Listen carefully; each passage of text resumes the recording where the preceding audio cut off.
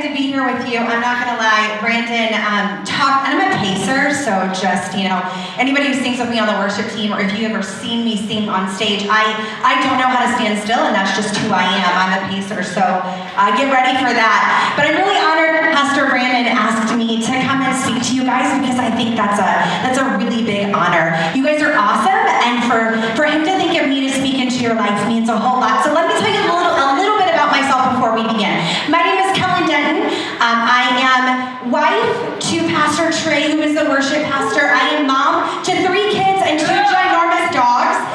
If you don't know my kids, you will get to know them at the Babysitters Club next week, so go ahead and get excited for that. They're a ball of energy and a ball of fun. I love all things leopard. I love neutral colors and have recently been told by my friends that I need to wear brighter colors.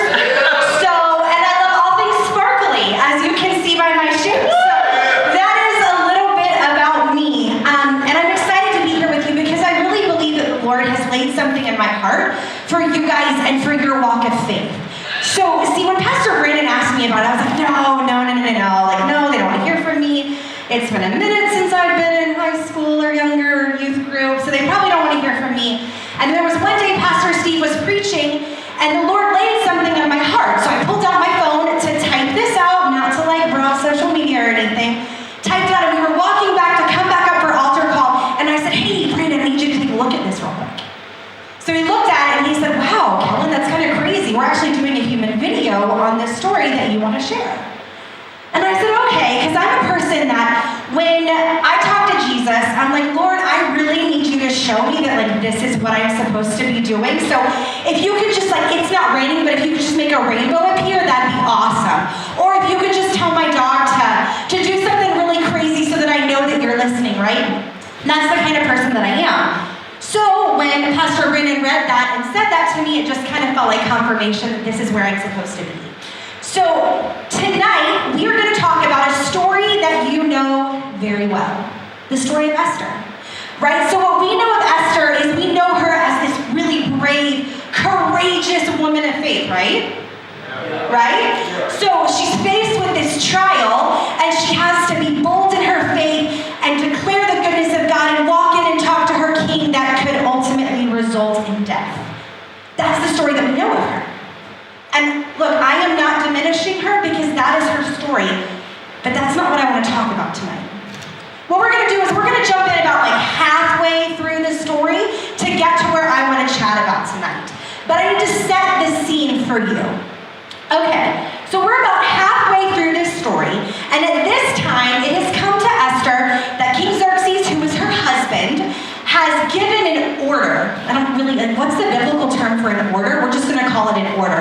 Has given an order to kill all of the Jews in Susa. Okay, and this order has come about because King Xerxes' right-hand man, Haman, doesn't like her family. Doesn't like her uncle, who sits outside of the kingdom, and he wants him to bow to him, and he just refuses to bow, so he doesn't like him. So he goes to King Xerxes and he says, look, this guy outside won't bow to me. He's a Jewish guy. I don't like him. Let's kill all the Jews. Kind of crazy, right? So if my uncle did something that caused somebody to want to annihilate my family, could you imagine what family dinners look like from then on? Could you imagine that particular story where you're like, hey, it's Thanksgiving, it's Christmas. Remember that one time that you wouldn't bow to somebody because you had morals and they wanted to kill all of us? Doesn't sound like fun, does it? So at this point in the story, it's come to her.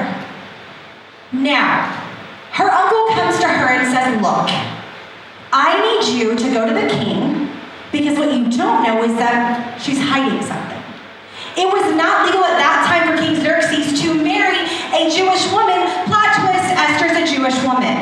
And they're married. So she's got this deep, deep, dark secret that she now has to go to the king and say, hey, honey, hubby, love of my life, got a story to tell you.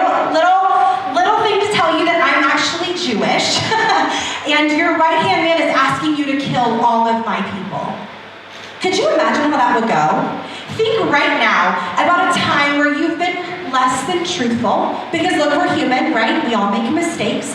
You've been less than truthful to a parent, a friend, or a teacher, and you have to go and you have to eat your words and you have to own your mistakes. I'm willing to bet that you said something before walking in like, dear God, I am so sorry. I messed up big time, and I know that it's not right, but like, please don't let me get my tail whooped. Please don't let me lose my car. Please don't let me lose my phone. But what I'm gonna say is that your prayer did not sound like, dear God, please don't let this guy kill me. Because that's what would happen. One, it was illegal for anybody to go to the king without being summoned. Okay? So now she's being told that she's got to go to the king without being summoned, own up to something that she has done that's pretty egregious, like kind of a big deal, has lied her way into this marriage. And then 3, has to say, please spare my people. So she's not going in with like the greatest position. So, when this happens, she's got to prep for this, right? Like, she's got to go to battle. We're going to skip really quick in this story to Esther chapter 4, verse 16, to find out what she says to her uncle as she has to approach this battle. She says to him, go gather together all of the Jews who are in Susa and fast for me. Do not eat or drink for 3 days, night or day, and my attendants and I will fast as you do.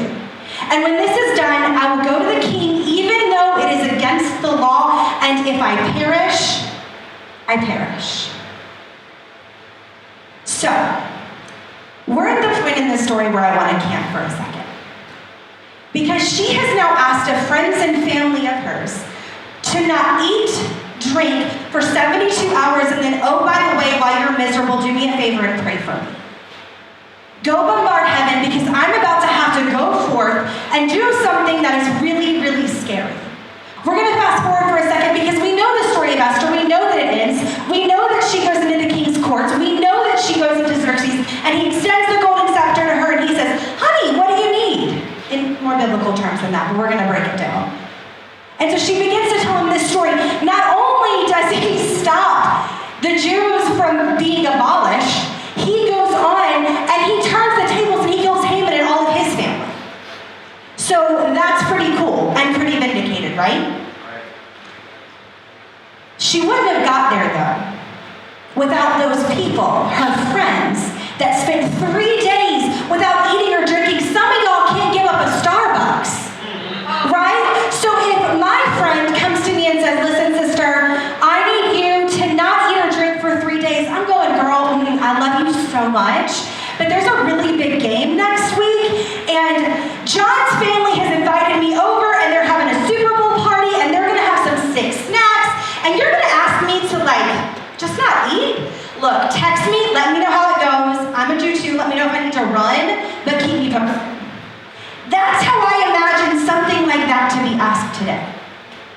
For us to ask our friends to give up something that meaningful to them. So,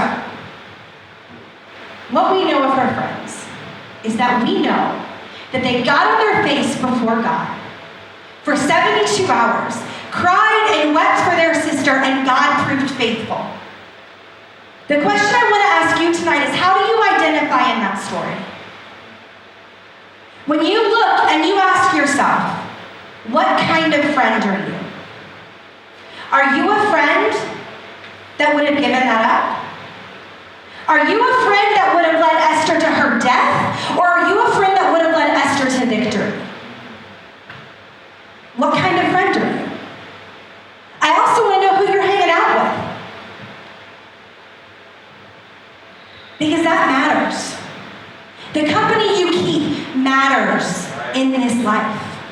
So first, let's talk about what kind of friend you are. Are you a friend that holds your friend Kyla accountable to the Word of God?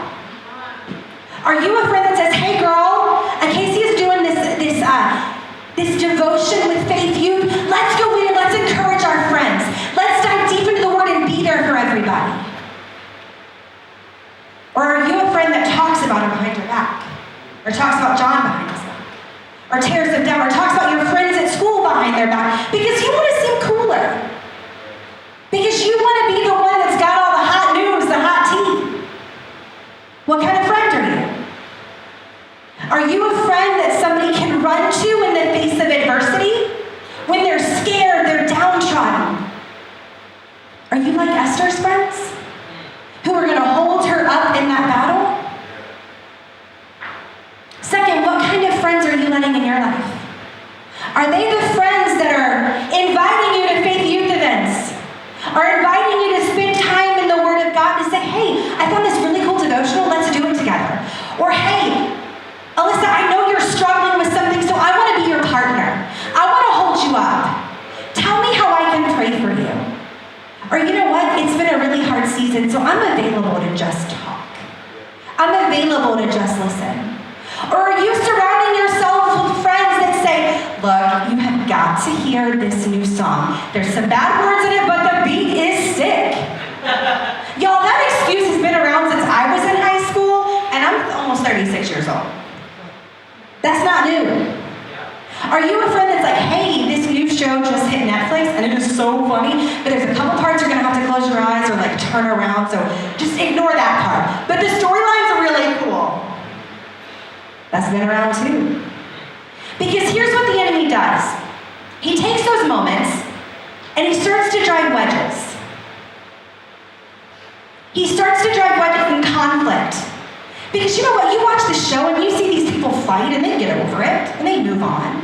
So that's what happens in normal life, right? And that's what happens in Hollywood. Because hurt is real. Pain is real and it changes your heart if you're not careful. So then what happens is you begin to have these divides come in that divide you from your friends that are pushing you to Jesus.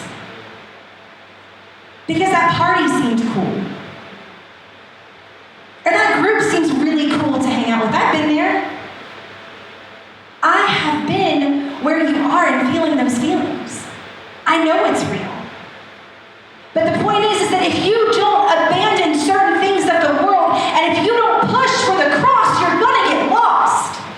And you're going to surround yourself with the wrong people, and you in turn are going to become the wrong friend. Yeah. And the wrong person that can't be depended upon.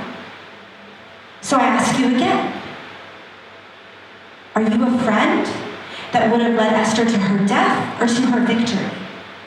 And when you look at the people that are closest to you right now, will they lead you to your death or will they lead you to your victory? Where do they lead you? Because if it's not towards Jesus, you're barking up the wrong tree. You're hanging out with the wrong crowd. And I've sat where you are and I've listened to people tell me the same stories. John, I'm going to have you go ahead and come up for me. I've listened to people tell me the same stories and I've often wondered, is that really true? Does stuff like that really happen? Because I see people like Pastor Jessica and Bailey, and I know they have such great friendships where they push each other forward. And then I have friends that seem just as close, but they're doing all the things of the world. And they're making moves. They're making money. They're having fun. They're getting to know people. But it's all in the wrong way. I want to tell you a story.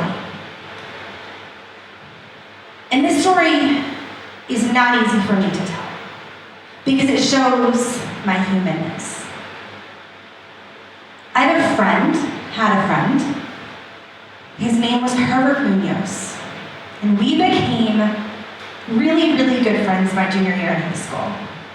Herbert was from Guatemala. And he was just a really fantastic human. And if I had thought ahead, I would have asked Pastor Miranda to put a picture up of him. He had a smile on his face that would change the world. He had his whole life ahead of him. He was funny, he was kind, and we took biology together our senior year with our favorite teacher, shout out to Doug McCord, who was amazing. We loved him. So we took marine bio with him our senior year, and y'all, that class was sick. Like, it was so fun. Sidebar, but Mr. McCord is the reason that I trained animals at SeaWorld for a little while. Because that's what I wanted to do with my life. I thought it was so cool to be a marine biologist. And then I started having to get up at 4 a.m. to not for me. I like sleep. So Herbert and I had a lot of the same passions. Herbert hung with the wrong crowd. He hung with the in crowd, right? The ones who were going to parties, the ones who are probably doing some things they shouldn't be doing. But see, Herbert and I had a different friendship. He knew me as a Christian because that's what I claimed to be. My first day in high school, my freshman year, I had just come out of a Christian school and I was going into public school, and I sat down in my homeroom, and the first thing I said to the first face that I met was, "Hey, I'm a Christian, are you?" Yeah, that's some bold faith, y'all. They looked at me like I was crazy. But either way, that's what people knew of me. And that's what they knew of our friendship.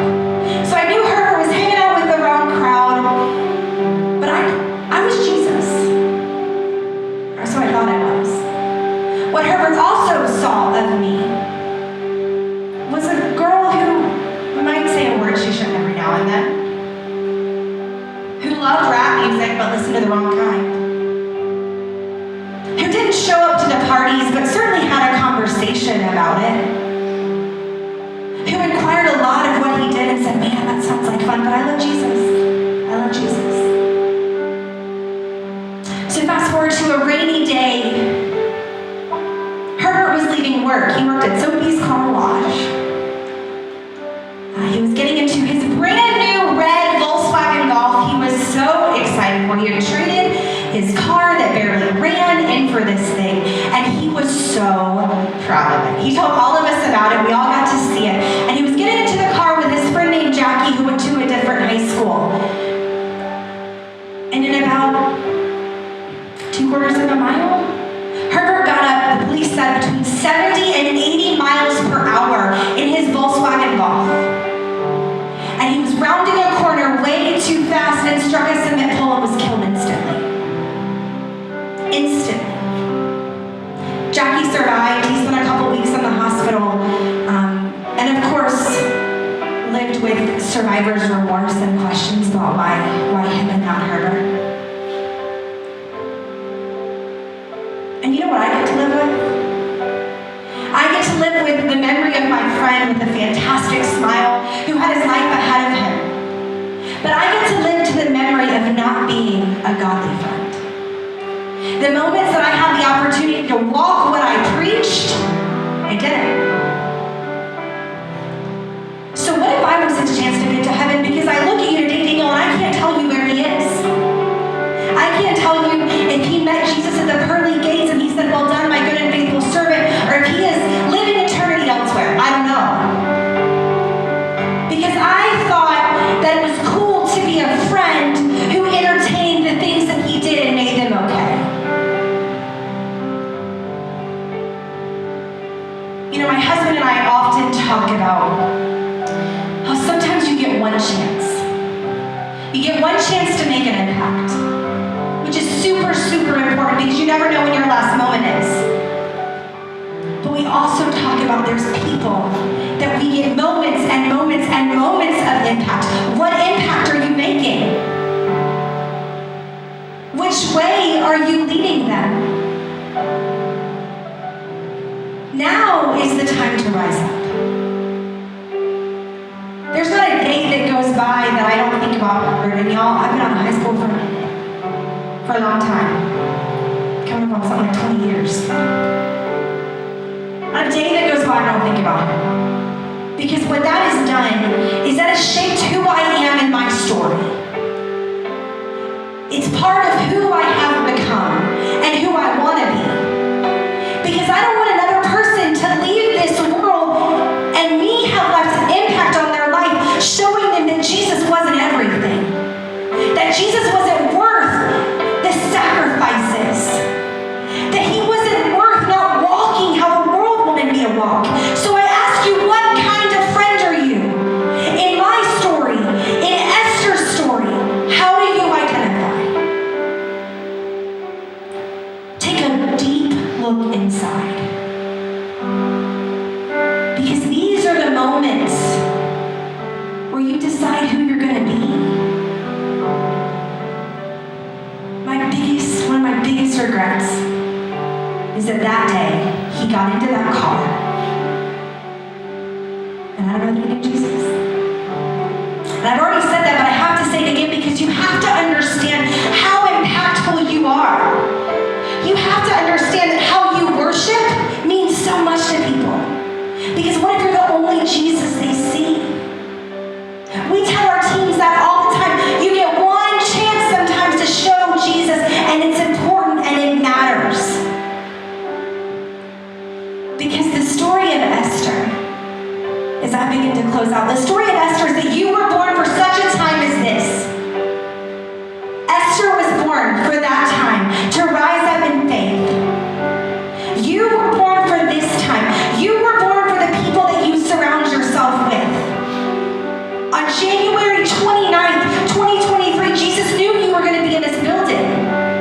He knew who your friends were going to be. He knew what you were going to be battling with, and he knew who you needed around you, but now you have to know.